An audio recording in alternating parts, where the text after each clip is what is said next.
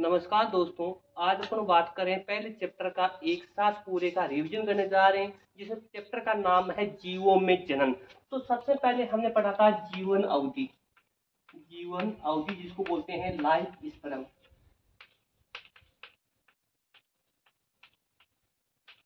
तो हमने डेफिनेशन की बात की थी कि जीवन अवधि क्या है। तो हमने कहा था कि किसी भी जीव के जन्म से लेकर उसकी प्राकृतिक मृत्यु तक के काल को हमने बोला था जीवन अवधि।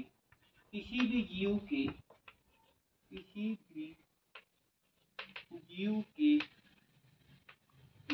जन्म से लेकर उसकी प्राकृतिक मृत्यु तक के काल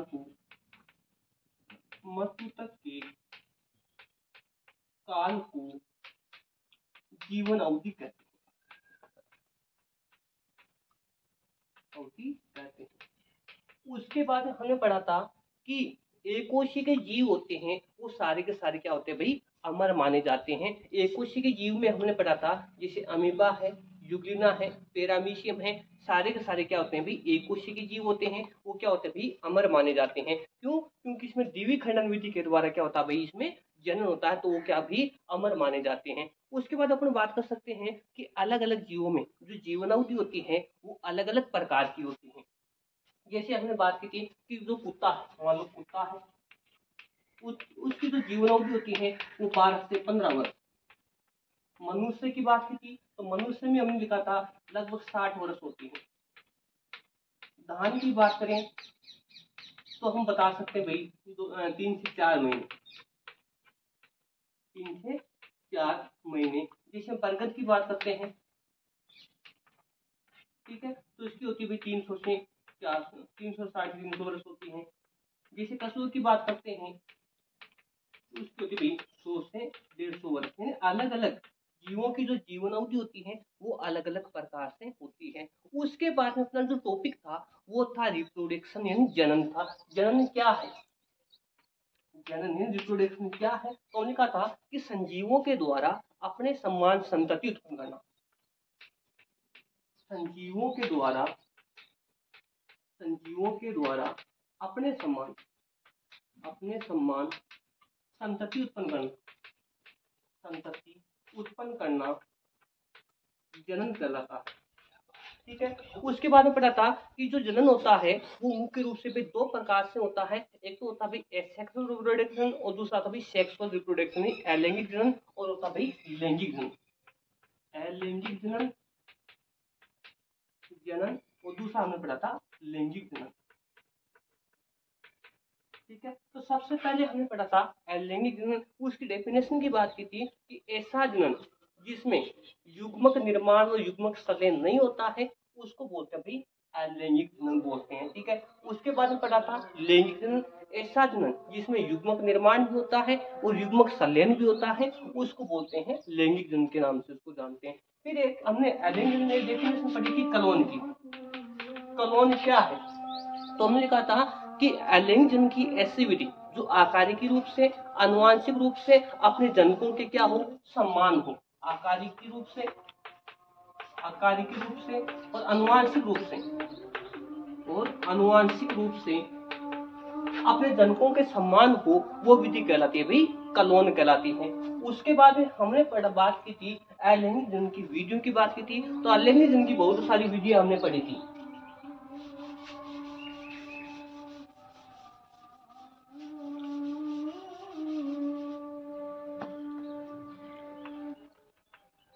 अलैंगिक जनन की विधि, अलैंगिक जनन की विधि में सबसे पहले हमने पढ़ा था विखंडन। ठीक है। विखंडन में हमने लिखा था कि कोई भी जनक कोशिका है, उस जनक कोशिका का जो शरीर है वो 2 या 2 से अधिक भागों में डिवाइडेशन हो जाता है, लेकिन प्रत्येक भाग क्या होता है, समान होता है। उसको हमने पढ़ा था विखंडन। और विखंडन का मतलब भी क्या होता है भाई, टूटना। क्या होता है, टूटना। यानी कोई भी कोशिका है या कोई भी जनक कोशिका है उनका शरीर 2 भागों में टूट जाता है या 2 से अधिक भागों में टूट जाता है, उसको बोलते हैं विखंडन। और विखंडन मुख्य रूप से हमने पढ़ा था 2 प्रकार से होता है। एक होता है द्विविखंडन, एक होता है भाई बहुखंडन। द्विवीय खंडन की हमने लिखी थी कि कोई भी जनक कोशिका है उनका शरीर दो भागों में डिवाइडेशन हो जाता है, ठीक है, और प्रत्येक जो खंड है वो वृद्धि करके एक वैसे जीव का निर्माण कर लेता है, उसको बोलते हैं भाई द्विवीय खंडन के नाम से। एग्जाम्पल के रूप में हमने पढ़ा था, जिससे अमीबा होती है, जुगलिना होती है, और कौन होता है भाई पिरामिड, ठीक है, ये सारे के सारे। उसके बाद में हमने पढ़ा था बहुखंडन, तो हमने कहा था कोई भी जनक कोशिका है उनका शरीर दो या दो से अधिक भागों में डिवाइडेशन हो जाता है, उसको बोलते हैं भाई बहुखंडन के नाम से, जिसे हमने कहा था अमीबा और प्लाज्मोडियम, अमीबा और प्लाज्मोडियम, ठीक है। तो ये विधि से भी विखंडन के नाम से जानते हैं। दूसरे हमने बात की थी मुकुलन, मुकुलन की बात की। मुकुलन में हमने कहा था कि सिंपल सी बात है कि कोई भी जनक कोशिका है या कोई भी जीव है, उस जीव से छोटी सी अतिवृद्धि निकलती है। वो जो अतिवृद्धि होती है वो एक कलिका के रूप में निकलती है, फिर वो मात्र पादप से अलग हो जाती है और अलग होने के बाद में एक पूर्ण विकसित जीव में बदल जाती है या पूर्ण विकसित जीव का निर्माण कर लेती है। उस विधि को बोलते हैं मुकुलन के नाम से जानते हैं। जिसे होता है एग्जाम्पल के रूप में ईस्ट है, हाइड्रा है, ईस्ट है और हाइड्रा है और स्पंज है। यहाँ से मैंने क्वेश्चन में बताया था कि जो ईस्ट और जो हाइड्रा में जो एलिंगन होता है वो मुकुलन के द्वारा होता है, और स्पंज में किसके द्वारा होता है, तो स्पंज में होता है जेमुल के द्वारा होता है। ये मुकुलन पड़ी थी। तीसरी विधि हमने पढ़ी थी बीजाणु द्वारा, बाइस्पोर, ठीक है। तो हमने कहा था कि बहुत सारे कवक है, शैवाल है, उसमें जो जनन होता है वो किसके द्वारा होता है भाई बीजाणुओं के द्वारा होता है। क्यों होता है, क्यों ये एकोशिकीय होते हैं। इसके अलावा क्या होते हैं पक्षमाभ युक्त एकोशिकीय होते हैं। इसके अलावा क्या होते हैं भाई पक्षमाभ युक्त होते हैं, पक्षमाभ युक्त होते हैं। इसको किस नाम से जानते हैं, इसलिए इसको बोलते हैं जू स्पोर के नाम से या चल बीजाणु के नाम से इसको जानते हैं। जू स्पोर या चल बीजाणु के नाम से उसको जानते हैं। एग्जाम्पल के रूप में है क्लेमाइडोमोनास, क्लेमाइडोमोनास, ठीक है। इसका अपवादपूर्ण बात करें कि क्वेश्चन पूछ लिया कि ऐसा कौन सा कवक है जिसमें जनन बीजाणुओं के द्वारा न होकर कोनिडिया के द्वारा होता है, तो उसका नाम है Penicillium notatum, Penicillium, Penicillium notatum, notatum, ठीक है। तो ये विधि थी भाई बीजाणुओं के द्वारा। चौथी विधि की बात करते हैं वो है खंडन, ठीक है। तो खंडन में क्या होता है कि कोई भी जनक कोशिका है, उस जनक कोशिका का शरीर दो या दो से अधिक भागों में डिवाइडेशन होता है, उसको बोलते हैं खंडन के नाम से। जैसे Riccia, Riccia Marchantia, Riccia Marchantia, Spirogyra, Riccia Marchantia, Spirogyra. जिसमें जो रिक्सिया और मार्टेंसिया है वो अभी ब्रायोफाइटा है, और जो यहाँ पे जो स्पाइरोगायरा है वो क्या भी शैवाल है। वो बातें हमने कर ली, ठीक है। खंडन के बाद में अगली विधि आती है कायिक प्रवर्धन। कायिक प्रवर्धन में क्या है कि पौधे के कायिक भाग, पौधे के कायिक भाग जड़, तना, पत्ती आदि के द्वारा नए पादपों का जो निर्माण होता है उसको किस नाम से जानते हैं भाई कायिक प्रवर्तन के नाम से जानते हैं, ठीक है।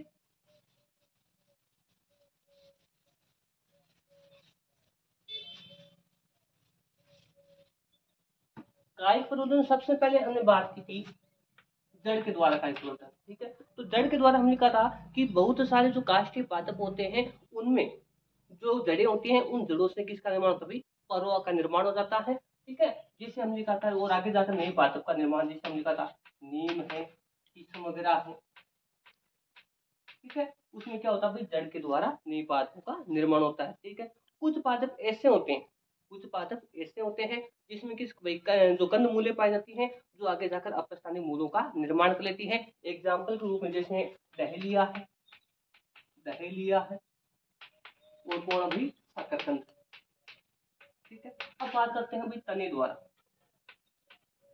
तने द्वारा कायिक प्रवर्तन की बात करते हैं तो मुख्य रूप से बहुत सारे तने इस प्रकार से होते हैं जिसमें जो कायिक प्रवर्तन होता है, बहुत सारे पौधे ऐसे होते हैं जिनमें तने के द्वारा क्या होता है कायिक प्रवर्तन होता है। जैसे मान लो पलखंड, किसमें होता है आलू में, और किस सॉरी अदरक में और हल्दी में।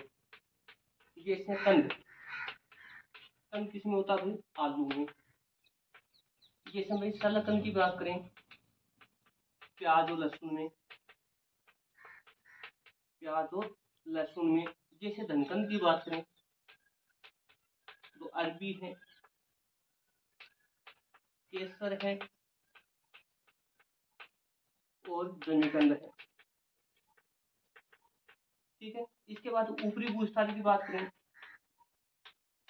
ठीक है, ऊपरी भूस्थानी में आ गया भाई दूब घास, दूब घास।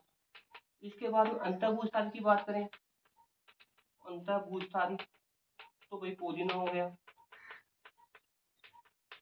इसके बाद भूस्थालिका की बात करें, तो भूस्थालिका की बात करें तो स्ट्रॉबेरी हो गया।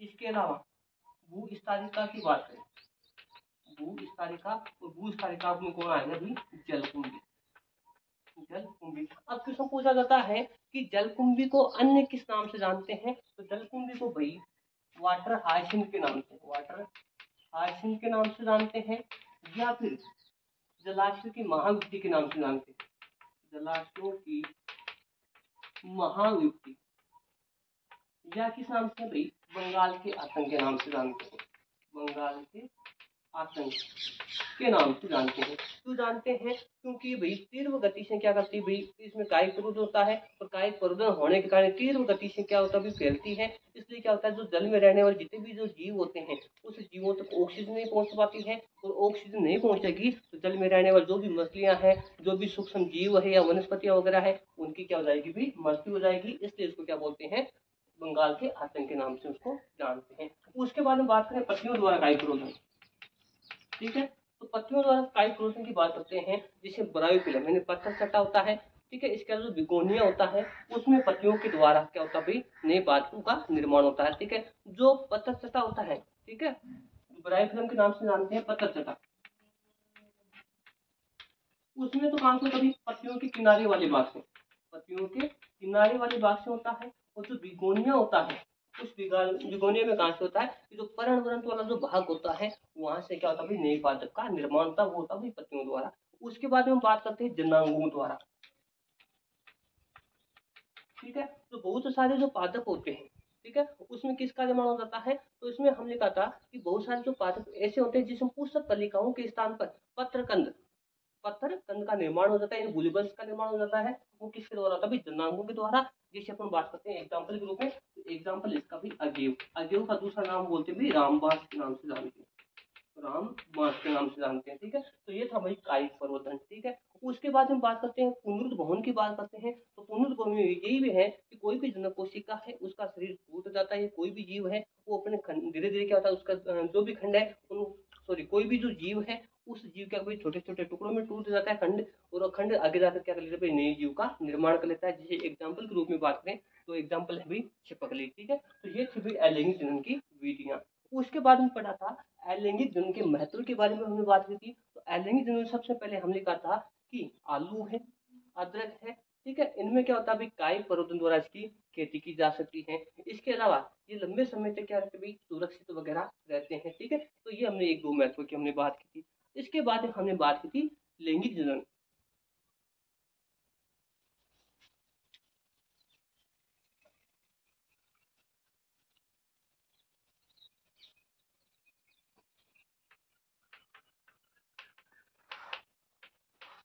लैंगिक जनन की बात की थी कि लैंगिक जनन क्या है, कि ऐसा जनन जिसमें युग्मक निर्माण, युग्मक निर्माण व युग्मक सलेन, युग्मक निर्माण व युग्मक सलेन होता है, युग्मक सलेन होता है, उसको बोलते हैं भाई लैंगिक जनन के नाम से जानते हैं। उसके बाद पढ़ी थी लैंगिक जनन की जो परावस्थाएं पढ़ी थी। सबसे पहले हमने टॉपिक पढ़ा था लैंगिक जनन की परावस्थाएं। ठीक है, तो लैंगिक जनन की जो परावस्थाएं होती है वो मुख्य रूप से भी 3 प्रकार की होती है। ठीक है, कौन कौन सी होती है, तो हमने पहला पढ़ा कायिक परावस्था जिसको किशोरावस्था के नाम से जानते हैं। दूसरी में पढ़ा था जनन, और तीसरी हमने पढ़ी थी जीर्ण परावस्था। ठीक है, तो सबसे पहले कायिक परावस्था की हमने बात की थी। तुमने कहा था कि पौधों का तो क्या होता है भाई अंकुरण होता है, और जंतुओं का क्या होता है भाई जन्म होता है। ठीक है, ये आगे क्या होता है भाई पूर्ण रूप से परिपक्व हो जाते हैं, और इसमें किसका निर्माण होता है, तो इसमें मुख्य रूप से जो लैंगिक अंग होते हैं उनका क्या होता है भाई विकास होता है। दूसरी हमने पढ़ी थी भाई जनन परावस्था, और जनन परावस्था में हमने पढ़ी थी कि जो पादप होते हैं वो जंतु होते हैं उसमें अलग अलग प्रकार की परावस्थाएं पाई जाती है। जो पादप होते हैं उस पादपों में तो किसके आधार पर पुष्पन की क्रिया के आधार पर। पादपों में होता है पुष्पन की क्रिया के आधार पर, और पुष्पन की क्रिया के आधार पर दो प्रकार से हमने पढ़ा था, एक तो होता है मोनोकोर्पिक, एक होता है पॉलीकोर्पिक। मोनोकोर्पिक क्या है और पॉलीकोर्पिक क्या है? तो सबसे पहले मोनो मतलब क्या होता है भाई, एक, और पॉली मतलब क्या होता है, बहुत सारे। ऐसे पादप जो अपने जीवन काल में, ऐसे पौधे जो अपने जीवन काल में केवल और केवल एक ही बार पुष्पन की क्रिया करते हैं, उसको बोलते हैं मोनोकोर्पिक। एग्जाम्पल के रूप में हो गया जैसे गेहूं हो गया, जैसे बाजरा वगैरह हो गया, मक्का हो गया, ठीक है, किस प्रकार के हो गए भी, मोनोकोर्पिक प्रकार के हो गए। लेकिन इसका जो अपवाद है वो कौन है भाई, बांस। बांस का जो वैज्ञानिक नाम है वो बम्बूसा वल्गेरिस। बांस का जो वैज्ञानिक नाम होता है वो बम्बूसा वल्गेरिस होता है। ये 50 से 100 वर्षों में केवल और केवल एक ही बार पुष्पन की क्रिया करता है, उसके बाद में नष्ट हो जाता है। इसके बाद एक नीला कुरंजी पादप होता है, वो 12 वर्षों में केवल और केवल एक ही बार पुष्पन की क्रिया करता है, उसके बाद में क्या होता है भी, नष्ट हो जाता है। ये इसका हुआ था। पॉलीकोर्पिक की मतलब बात करते हैं कि बहुत सारे जो काष्ठीय पादप होते हैं, जो काष्ठीय पादप होते हैं, जो क्या करते हैं, प्रत्येक वर्ष क्या करते हैं, पुष्पन की क्रिया करते हैं। बहुत सारे पादप होते हैं, जैसे मान लो नीम वगैरह मान लो, इसके अलावा मान लो आम वगैरह मान लो, गुड़हल वगैरह मान लो, ये बहुत सारे पादप होते हैं जो क्या करते हैं भाई, एक विशेष ऋतु में पुष्पन की क्रिया करते हैं, ठीक है। और क्या करते हैं भाई, बहुत बार पुष्पन की क्रिया करते हैं, बहुत बार क्या करते हैं, फल वगैरह लगते हैं, उसको बोलते हैं पॉलीकोर्पिक के नाम से जानते हैं, ठीक है। अब इसके बाद में तो किसमें थी, पादपों में थी। अब बात करते हैं जंतुओं में। तो जंतुओं में हमने पढ़ा था कि जंतुओं में भी कितने प्रकार से होती है परावस्था, दो प्रकार से होती है। एक तो हमने पढ़ा था मंद, और दूसरा हमने पढ़ा था रज चक्र। मंद चक्र और रज चक्र। मंद चक्र के हमने पढ़ा था कि नॉन प्राइमेट स्तनधारियों में, नॉन प्राइमेट स्तनधारियों में, नॉन प्राइमेट स्तनधारियों के जीवन चक्र में जो चक्रीय परिवर्तन होता है उसको किस नाम से जानते हैं, मंद चक्र के नाम से जानते हैं। नॉन प्राइमेट स्तनधारियों के जीवन चक्र में जो चक्रीय परिवर्तन होता है उसको मंद चक्र के नाम से जानते हैं। ये मंद चक्र होता है दो प्रकार से होता है, एक मोनोएस्ट्रस, मोनोएस्ट्रस, एक होता है भाई पॉलीएस्ट्रस। एक होता है मोनोएस्ट्रस और दूसरा कौन सा होता है भाई, पॉलीएस्ट्रस के नाम से। मोनो माने क्या होता है एक, पॉली माने क्या होता है बहुत, ठीक है। तो इसमें क्या होता है कि इस प्रकार के जंतु जो एक वर्ष में केवल और केवल एक ही बार रिप्रोडक्शन की प्रक्रिया करता है उसको बोलते हैं मोनोएस्ट्रस, जैसे हो गया भाई कुत्ता वगैरह, ठीक है। पॉलीएस्ट्रस की मतलब की बात करें कि पॉलीएस्ट्रस क्या होता है कि एक वर्ष में 2-3 बार रिप्रोडक्शन की प्रक्रिया हो जाती है, वो भी किसमें, विशेष ऋतु में ही होती है। वो क्या है भाई पॉलीएस्ट्रस है। जैसे मान लो अपन बात करते हैं गाय है, भैंस वगैरह है, ठीक है, वो क्या है भाई पॉलीएस्ट्रस में आते हैं, ठीक है। तो ये था भाई कौन भाई, मंद चक्र। रज चक्र की बात करते हैं तो रज चक्र की जो डेफिनेशन होती है वो हम बात करते हैं कि प्राइमेट स्तनधारियों के जीवन चक्र में जो चक्रीय परिवर्तन होता है उसको बोलते हैं भाई रज चक्र के नाम से उसको जानते हैं, ठीक है। और रज चक्र में हमने लिखा था कि जो प्रथम बार जो प्रक्रिया होती है महिलाओं में, जो प्रथम बार जो रज चक्र की जो प्रक्रिया होती है उसको बोलते हैं रजोदर्शन के नाम से, और अंतिम बार जो प्रक्रिया होती है उसको बोलते हैं रजोनिवर्ती। प्रथम बार होती है उसको रजोदर्शन के नाम से, अंतिम होती है उसको रजोनिवर्ती के नाम से, ठीक है। तो ये था भाई कौन सा भाई, जन्म परावस्था, ठीक है। फिर से क्या है, जीर्ण परावस्था है। तो इसमें क्या है, जैसे जैसे मान लो व्यक्ति की आयु बढ़ जाती है, ठीक है, तो जैसे मान लो पादप है, जंतु आयु बढ़ जाती है, तो जितने भी जो अंग होते हैं उनके, वो अंग क्या होते हैं शिथिल होना प्रारंभ हो जाते हैं। शिथिल होने के बाद में उसकी क्या हो जाती है भाई, मृत्यु वगैरह हो जाती है। इसको बोलते हैं भाई जीर्ण परावस्था। तो ये थी भाई लैंगिक जन था उसकी परावस्थाएं। अब बात करते हैं लैंगिक जन की घटनाएं।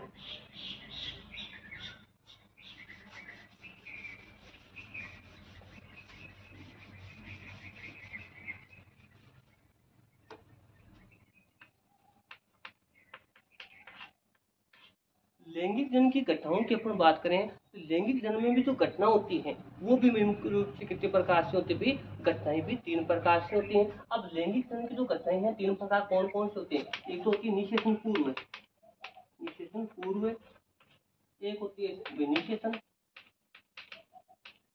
एक होती है निषेचन पश्चात, ठीक है। 3 प्रकार से होते हैं। अब निषेचन पूर्व क्या है, निषेचन से पूर्व की जो घटना होती है उसको बोलते हैं निषेचन पूर्व। अब जो निषेचन पूर्व होता है वो भी कितने प्रकार से होता है, 2 प्रकार से होता है। एक तो होता है युग्मक जनन, एक तो युग्मक जनन, एक होता है युग्मक स्थानांतरण, युग्मक स्थानांतरण, ठीक है। युग्मक जनन क्या है? तो युग्मकों के निर्माण की प्रक्रिया, युग्मकों के निर्माण की प्रक्रिया,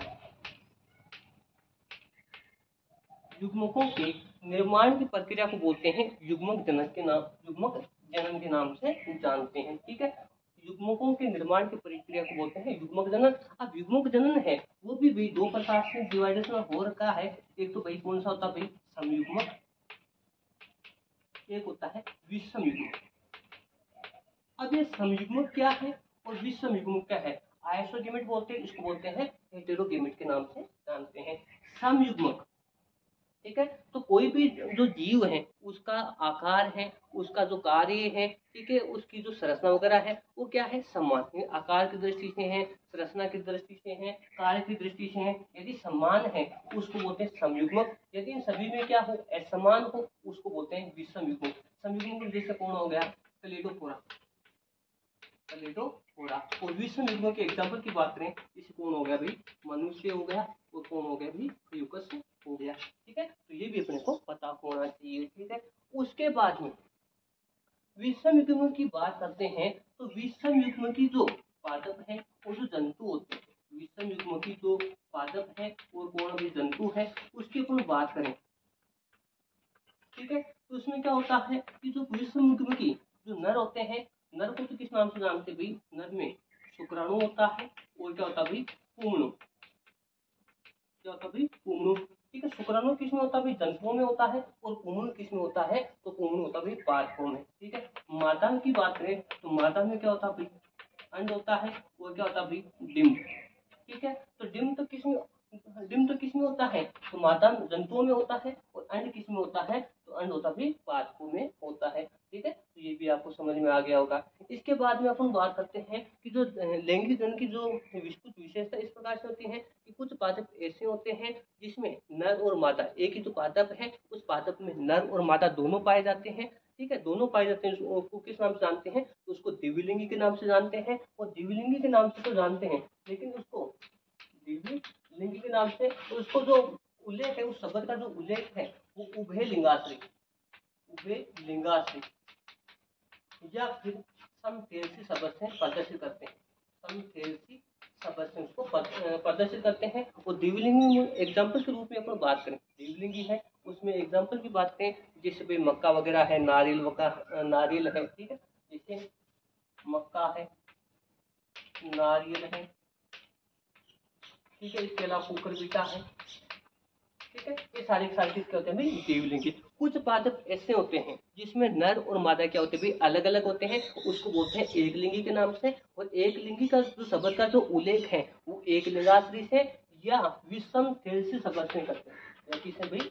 विषम थेल्सी शब्द से करते हैं। एग्जाम्पल के रूप में जैसे कौन है भाई? पपीता है। इसके अलावा कौन है भाई? खजूर वगैरह है, वो किस में आते हैं भाई? एक लिंगाश्री में या एक लिंगी में आते हैं। ठीक है, इसके अलावा कुछ जंतु भी होते हैं जो किस प्रकार के होते हैं भाई? द्विलिंगी प्रकार के। कुछ जंतु होते हैं वो भी किस प्रकार के होते हैं? द्विलिंगी प्रकार के होते हैं। ये क्यों होते हैं? तो जंतु होते हैं, कुछ जंतु ऐसे होते हैं जिसके शरीर में नर और मादा दोनों खंड प्रेजेंट होते हैं, उसको बोलते हैं द्विलिंगी जंतु के नाम से उसको जानते हैं। जैसे अपन एग्जाम्पल की बात करें, जैसे कौन है भाई? स्पंज है, जोंक। जैसे कौन है? स्पंज है, जोंक वगैरह है। तो किस प्रकार के होते हैं? इसके अलावा जो केंचुआ वगैरह है वो किस प्रकार के होते हैं भाई? द्विलिंगी जंतु होते हैं। ठीक है, अब बात करते हैं दूसरी। ठीक है, तो ये क्या थी भाई? युग्मक जनन। उसके बाद में क्या करते हैं भाई? युग्मक स्थानांतरण। ठीक है, तो नर युग्मक का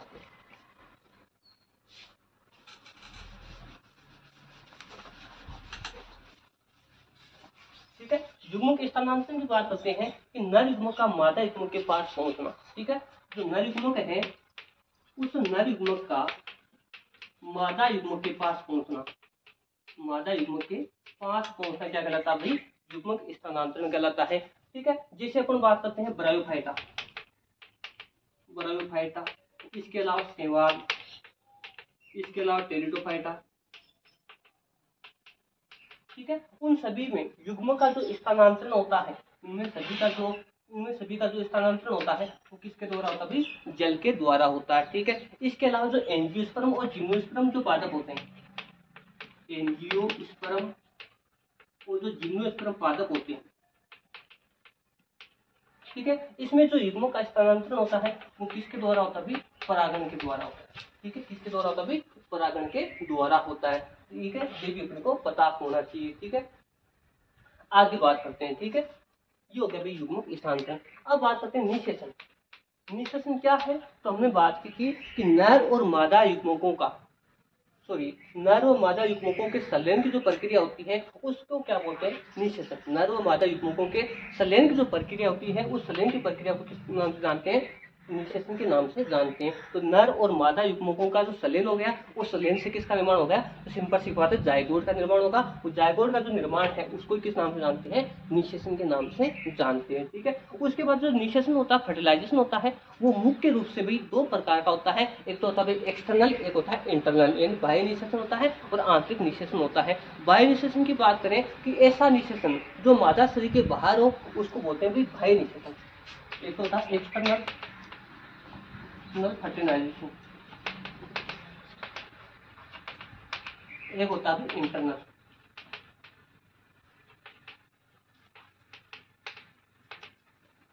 ठीक है, ये तो कहाँ पे होता है? मादा शरीर के बाहर होता है। और ये कहाँ पे भाई? मादा शरीर के एक्सटर्नल। तो कहाँ पे हो गया भाई? मादा शरीर के बाहर। और ये कहाँ पे हो गया भाई? मादा शरीर के अंदर हो गया। ठीक है, उसको क्या बोलेंगे? बाहर है तो एक्सटर्नल और अंदर है तो क्या भाई? इंटरनल हो गया। ठीक है, अब जैसे एग्जाम्पल की बात करें, जैसे मेंढक एक्सटर्नल में आ गया भाई, मेंढक आ गया। इसके अलावा कौन आ गई भाई? मछली वगैरह होगी, वो किस में आती है भाई? एक्सटर्नल में आती है। इंटरनल की बात करें तो इसमें मुख्य रूप से कौन आता है भाई? पक्षी वगैरह, जो भी स्तनधारी वगैरह है वो किस में आते हैं भाई? इंटरनल में आते हैं। ठीक है, तो ये था भाई। अब इसमें क्वेश्चन पूछ लिया कि जो बाह्य निषेचन है और आंतरिक निषेचन में अंतर बताओ। तो अंतर हमने कल भी बताया था कि बाह्य निषेचन क्या है, आंतरिक निषेचन क्या है। मादा शरीर के बाहर है उसको क्या बोलते हैं? बाह्य निषेचन। और अंदर तो आंतरिक निषेचन। बाह्य निषेचन में क्या बनती है भाई? संततियां हैं वो अधिक बनती हैं। आंतरिक निषेचन में संततियां कम बनती है। और बाह्य निषेचन है उसमें संततियां तो अधिक बनती हैं लेकिन कम सुरक्षित रहती है, लेकिन उसमें क्या रहती है भाई? अधिक सुरक्षित रहती है। ये बात हमने कल बात की थी। तीसरा हमारा जो टॉपिक था वो था निषेचन पश्च गठन।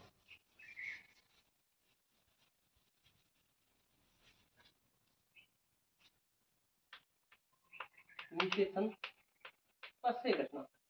ठीक है, तो निषेचन पश्च घटना की बात करते हैं कि निषेचन के बाद की जो घटना होती है उसको बोलते हैं निषेचन पश्च घटना। और ये भी कितने प्रकार की होती है? दो प्रकार से। निषेचन पश्च दो घटना दो प्रकार की होती है। एक तो होती है युग्मनज, इसको बोलते हैं जायगोट। एक होता है गुणोद्भव, एम्ब्रियोजेनेसिस। युग्मनज क्या होता है? हमने कहा था कि नर व मादा युग्मकों के संलयन से, नर व मादा युग्मकों के संलयन से जो द्विगुणित कोशिका बनती है, नर व मादा युग्मकों के संलयन से जो द्विगुणित